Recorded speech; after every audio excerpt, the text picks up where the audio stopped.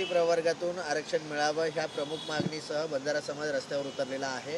ही मागणी पूर्ण नाही झाल्यास पुढचं पाऊल काय असणार आहे आणि कशा प्रकारे हे आंदोलन सुरू असणार आहे? बघा असं आहे, आज ठाण्यामध्ये आम्ही जे मोर्चा काढला आहे ते आमचे टेलर होतो, परंतु आमची मागणी पूर्ण नाही झाली। आम्ही मुंबईला मैदानमध्ये जे आमचे पूर्ण जनसंख्या आहे, पुरे महाराष्ट्र पूर्ण लोक तिथे येतील, तरी तिथेही नाही झाला, आम्ही दिल्लीला जाऊन दिल्ली हलवू, ही आमची पुढचा आमचा धोरण ध्येय आहे।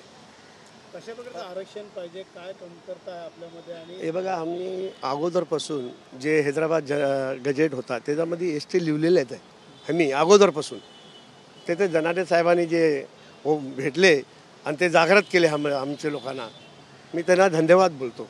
कारण का आम्हाला माहितीच नाही होता, पण आम्ही अगोदरच एस टीमध्ये आहे पहिलेपासून, तर आम्हाला भेटायला पाहिजे की नाही, म्हणून आम्ही आज एवढा आरक्षण करतो। कारण की आमचे पोरं आहे, गोरगरीब लोक आहे, जंगलामध्ये येणारे, आम्ही खरं आहे आदिवासी आहे, पण आम्ही कोणाची ताटलीमध्ये तिथला खाऊन आम्हाला द्या असं नाही बोलतो, आमचा हक्काचा आम्हाला द्या, आमचा हात मान्य आहे। आम्ही महाराष्ट्राच्या जवळपास अनेक जिल्ह्यांमध्ये 25 लाखापेक्षा जास्त लोक रस्त्यावर उतरलेली आहेत आणि बंजारा समाजाला आदिवासी संवर्गाची मागणी या ठिकाणी जोर धरत आहे। हैदराबाद गॅझेटियरचा आधार घेत एस.टी ब आरक्षण आम्हाला मिळावं अशी आमची मागणी आहे। मूळ आदिवासीच्या आरक्षणाला धक्का न लावता आम्हाला तातडीने एस.टी बचं आरक्षण द्यावं। 1 महिन्याच्या आत हा निर्णय जर नाही झाला, जातीचे प्रमाणपत्र जर वितरित नाही झाले, तर आंदोलन आणखी तीव्र करू। मुंबईला बंजारा समाज धडकल्याशिवाय राहणार नाही। मुंबईमध्ये दिवाळी साजरी करू आणि मुंबईला दिवाळी साजरी करूनही जर समजा हे झालं नाही, तर आम्ही देशव्यापी आंदोलन या ठिकाणी करू।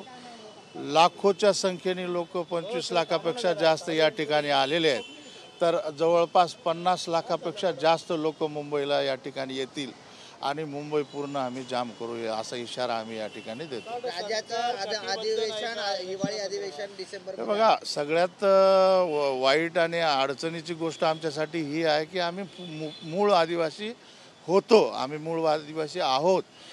मी मराठवाड्याचा आहे, माझं जुनं सरकार होतं हैदराबाद सरकार, निजाम सरकारचा भाग मराठवाड्यामध्ये विमुक्त जाती आहे, तेलंगणामध्ये आदिवासी आहे, आंध्रामध्ये आदिवासी आहे, ओरिसामध्ये आदिवासी आहे। मग एकच भाषा, एकच बोलीभाषा, एकच संस्कृती, एकच खानपान, एकच रोटीपेटी व्यवहार, हे सगळं एक असताना आरक्षण वेगवेगळं का? 1 नेशन 1 कॅटेगरीच्या आधारावरती आम्हाला तुम्ही सरसकट एस टी बचं आरक्षण संपूर्ण देशामध्ये द्या। आणि काय अडचण आहे? आदिवासीचे सर्व लक्षणं आम्ही पूर्ण करतो। आमची बोलीभाषा बघा, आम्ही आजही सळई नावाचं जे मटणाचं जे डिश खातो कॉन्टिनेंटल, त्याच्यामध्ये रक्त मिसळून खातो। आजही पायाने पळता पळता पायाने दगड उडून सस्याची शिकार करणारा हा समाज आहे आणि जिवंतच शिकार आम्ही खातो, मेलेलं पशु किंवा हे आम्ही खात नाही। तर सर्व गोष्टी, आमचं ट्रेडिशन बघा, लाजाळूपणा बघा, लोकांमध्ये न मिसळणं, स्वतंत्र राहणं तांड्याच्या तांड्यामध्ये, आणि इतके वंचित घटक आहोत, 75-77 वर्ष होऊन गेले, एवढा अन्याय आजही लोकांना शिक्षणाची सोय नाही, कपड्याची सोय नाही, रोजगाराची सोय नाही, 2 वेळचं अन्न नाही। आजही 90% लोक मजुरी करतात। मग आणखी किती वर्ष वाट बघायची बंजारा समाजाने? मुख्य प्रवाहामध्ये आम्हाला तुम्ही आणणार की नाही आणणार? आणि आम्ही दुसऱ्याचं काय मागतो? आम्हाला आमचं द्या। मूळ आदिवासीच्या ताटात वाटी काही हात घालणार नाही। आम्हाला मूळ आदिवासीचं आरक्षण नको, ही स्पष्ट भूमिका आहे। मी आमदार राजेश राठोड या ठिकाणी जाहीर करतो, मूळ आदिवासीचं आरक्षण नको, एस.टी ब द्या, एस.टी बंजारा म्हणून स्वतंत्र द्या। आमचं जे 3% आहे तेच 3% द्या।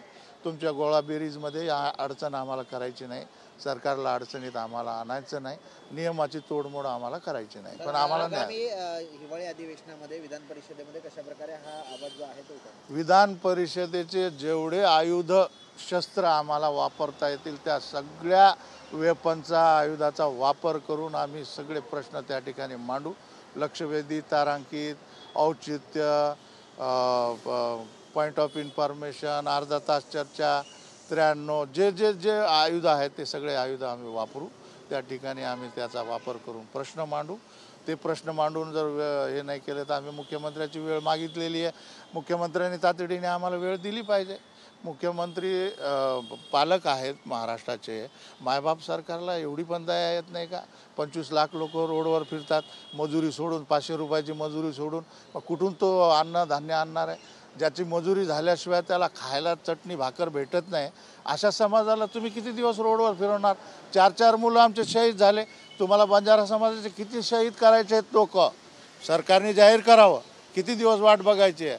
नवीन काय करायची गरज नाही. आम्ही आदिवासी होतो, आमचे पुरावे घ्या आणि आम्हाला प्रमाणपत्र द्या.